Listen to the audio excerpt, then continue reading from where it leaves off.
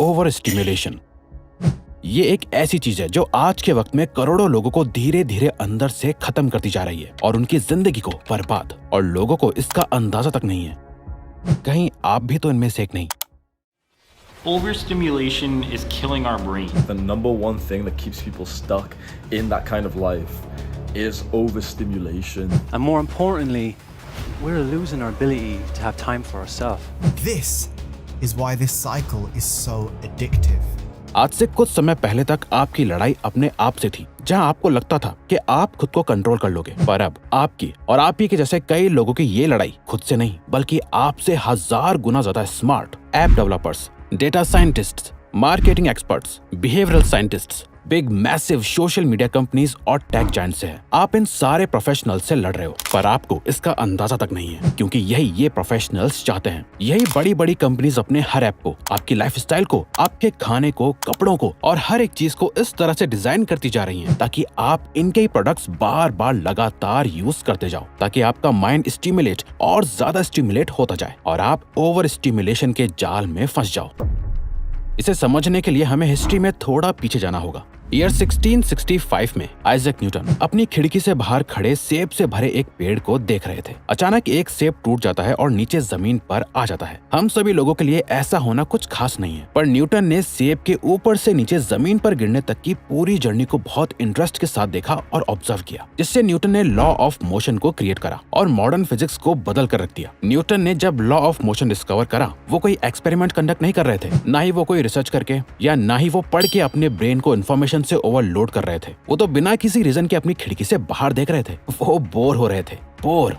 पर ये 16th century की बात है। टाइम अब बहुत बदल चुका है। आजकल हम में से कोई भी बोर होते हुए अपनी खिड़की से बाहर नहीं देखता, ना ही किसी सेब को गिरते हुए इतने ध्यान से देखेगा। अपने थॉट्स के साथ कुछ टाइम गुजारना हमें बोर करता है, लेकिन हम तो खुद को बोर होने ही नहीं देते, और इसका रीजन डिस्ट्रैक्शन भी नहीं है। आपके आसपास से अगर सारे डिस्ट्रैक्शंस को हटा भी दिया जाए तो भी आपके अंदर कुछ ना कुछ करने की बेचैनी रहती है। आपका ब्रेन इतना ज्यादा ओवर स्टिमुलेशन का आदी हो चुका है कि आप खुद को एक बार के लिए इलेक्ट्रिक शॉक देना पसंद करोगे बजाय बोर होने के। क्योंकि सोशल साइकोलॉजिस्ट टिमोथी विल्सन द्वारा यूनिवर्सिटी ऑफ वर्जीनिया में एक स्टडी कंडक्ट करी गई थी, जहां उन्होंने कई हंड्रेड्स ऑफ स्टूडेंट्स और वर्किंग प्रोफेशनल्स को बुलाया और उन पर एक एक्सपेरिमेंट करा जिसे उन्होंने नाम दिया थिंकिंग पीरियड्स। यहाँ हर एक पर्सन को एक छोटे कमरे में बंद कर दिया गया, जहाँ सारी सफेद दीवारें थी। उनके पास उनका कोई सामान नहीं था, उनके पास करने के लिए कुछ भी नहीं था, उन्हें बस अपने थॉट्स के साथ ही रहना था। वही उनके एंटरटेनमेंट का इकलौता सोर्स था। 10-15 मिनट एक रूम में बंद होने के बाद जब उनसे उनका एक्सपीरियंस पूछा गया तो 50% लोगों को ये बिल्कुल पसंद नहीं आया। इसके बाद रिसर्चर्स ने उन सभी को 15 मिनट के लिए फिर से उसी रूम में बंद कर दिया, पर इस बार उनके सामने एक लाल बटन रखा गया जिसे दबाते ही एक शॉक लगता है, यानी बिजली का झटका। उन्हें बताया भी गया कि अगर चाहे तो वो खुद को शॉक दे सकते हैं। अब कौन खुद को शॉक लगाएगा, है ना? ये तो बेवकूफी है। पर 67% मैन और 25% विमेन ऐसी थी जिन्होंने जानबूझकर उस बटन को बार बार प्रेस करा। उनके लिए चुपचाप खाली बैठ के कुछ ना करना ज्यादा पेनफुल था बजाय खुद को इलेक्ट्रिक शॉक का पेन देने के। ये रिसर्च बताती है कि हम में से ज्यादातर लोग कुछ ना करके सिर्फ अपने थॉट्स के साथ खाली बैठने के बजाय खुद को फिजिकल पेन देना ज्यादा पसंद करेंगे। पर ऐसा क्यों है? इसका रीजन छुपा है हमारे दिमाग के अंदर। हमारा दिमाग अगर आप देखो तो ये हजारों सालों से बदला नहीं है। इसके काम करने के बेसिक फंडामेंटल्स सेम ही है। पहले के टाइम पर जब हमारे एंसेस्टर सर्वाइवल के लिए स्ट्रगल कर रहे होते थे, नई नई जगह एक्सप्लोर करते थे, खाने की तलाश में होते थे,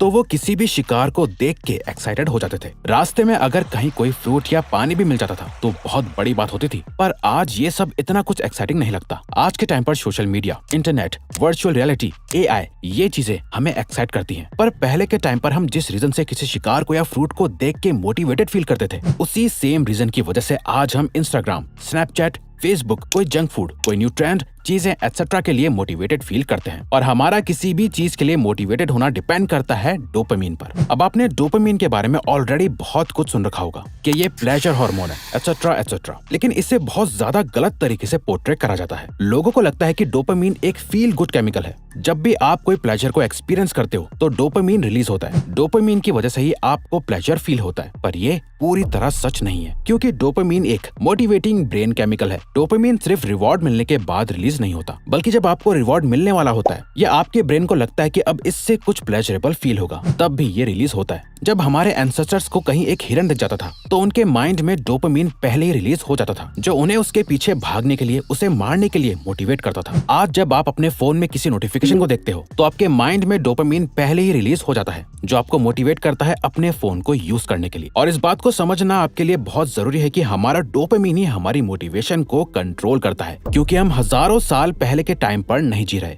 हम एक सुपर नॉर्मल स्टिमुलाई वाली दुनिया में जी रहे हैं, जहाँ ये posts, memes, reels, tweets, videos, images, आपके आसपास का एनवायरनमेंट, आपके कपड़े, जंक फूड, हर चीज जितना हो सके उतना प्लेजरेबल बनाने के लिए डिजाइन करा जाता है। बड़ी बड़ी कंपनीज अपनी दिन रात की मेहनत लगा रही हैं आपको ओवर स्टिमुलेशन का आदी बनाने और इस दुनिया को ओवर स्टिमुलेट करने के लिए। और ये सुपर नॉर्मल स्टिमुलाई हमारे ब्रेन के नेचुरल रिवॉर्ड पाथवेज को हाईजैक कर देता है, जहां हमारे ब्रेन को लगता है कि सोशल मीडिया यूज करके हम अपने सर्वाइवल के लिए कुछ बहुत ही इंपॉर्टेंट काम कर रहे हैं, जो हमें बहुत ज्यादा प्लेजर देने वाला है। For example, junk food.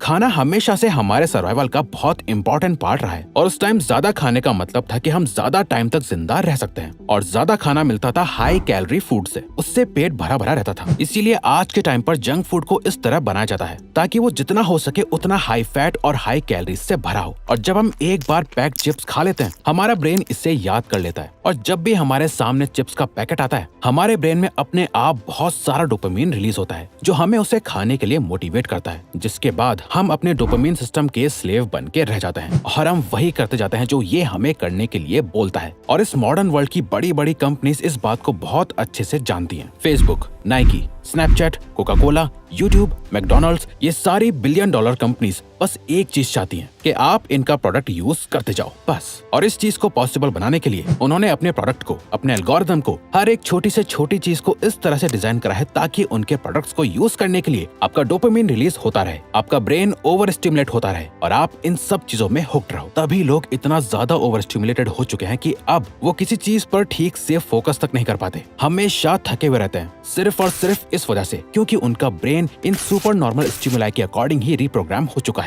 और जितनी भी नेचुरल स्टिमुलाई है, खाली बैठना, नेचर को ऑब्जर्व करना, वॉक करना, ऐसा नहीं है कि ये सब रिवॉर्डिंग नहीं है, ये सब करके भी अच्छा फील होता है, पर ये सब चीजें सुपर नॉर्मल स्टिमुलाई के आगे कुछ नहीं है। इसीलिए इस ओवर स्टिमुलेशन का लॉन्ग टर्म सोल्यूशन यही है कि आपको नेचुरल स्टिमुलाई वाली एक्टिविटीज को बढ़ाना है और सुपर स्टिमुलाई वाली चीजें और एक्टिविटीज को कम करना है, ताकि आप अपने ब्रेन को उसके नेचुरल कंडीशन पे ला पाओ। और यहाँ कोई टिप्स एंड ट्रिक्स या कुछ दिनों के लिए डोपामिन फास्ट से कुछ नहीं होने वाला। अगर आप लॉन्ग टर्म तक इससे बचना चाहते हैं तो आपको कॉन्शियसली डिसाइड करना होगा कि आप अपनी लाइफ में कितना स्टिमुलेशन चाहते हैं, सुपर नॉर्मल स्टिमुलाई का कितना पार्ट है जिसे आप एक्सेप्ट करोगे और कितना छोड़कर नेचुरल स्टिमुलाई वाली चीजें अपनाओगे। शुरू करने के लिए सबसे पहले आपको अपने फोन से डिस्कनेक्ट होना पड़ेगा, क्योंकि वो आपकी पॉकेट में रखा सबसे खतरनाक सुपर नॉर्मल स्टिमुलाई है। पर अपने फोन के बिना आपकी लाइफ बहुत मुश्किल भी हो जाएगी। अपने सारे सोशल मीडिया अकाउंट्स और एप्स को डिलीट कर देना भी प्रैक्टिकल नहीं है, पर ये 3 प्रैक्टिकल चीजें आपको एक ओवर स्टिमुलेशन वाली लाइफ से बचा सकती हैं। First, delete unnecessary apps. अपने फोन को जितना सिंपल हो सकता है उतना सिंपल बनाओ। एक मिनिमलिस्ट अप्रोच फॉलो करो। अगर आपको सोशल मीडिया यूज करना ही है तो बस 1 या 2 ऐप से ज्यादा यूज मत करो। कोई फालतू की गेम्स मत रखो, सिर्फ उन एप्स को रखो जो आपके लिए सबसे ज्यादा इंपॉर्टेंट है। सभी एप्स की नोटिफिकेशन ऑफ कर दो। सिंपली फोन को कम यूज करो। सेकंड, ऐसे जंक फूड, कपड़ों, ब्रांड्स, चीजों, एक्टिविटीज और हैबिट्स से दूर रहो जो आपके ब्रेन को ओवर स्टिमुलेट करती हैं। यानी कुछ भी करने से पहले खुद से पूछो कि ये मेरे ब्रेन को ओवर स्टिमुलेटेड करेगा या नहीं। थर्ड, पूरे दिन में या अपने रूटीन में बोर्डम से या बोर होने से भागो मत, बल्कि बोर्डम को एम्ब्रेस करो। हर चीज से कट के खुद के साथ कुछ वक्त बिताओ। बोर्डम में ही कई महान लोगों को कई ग्रेट आइडियाज आए हैं। बोर्डम आपका दुश्मन नहीं, पर हाँ, ओवर स्टिमुलेशन आप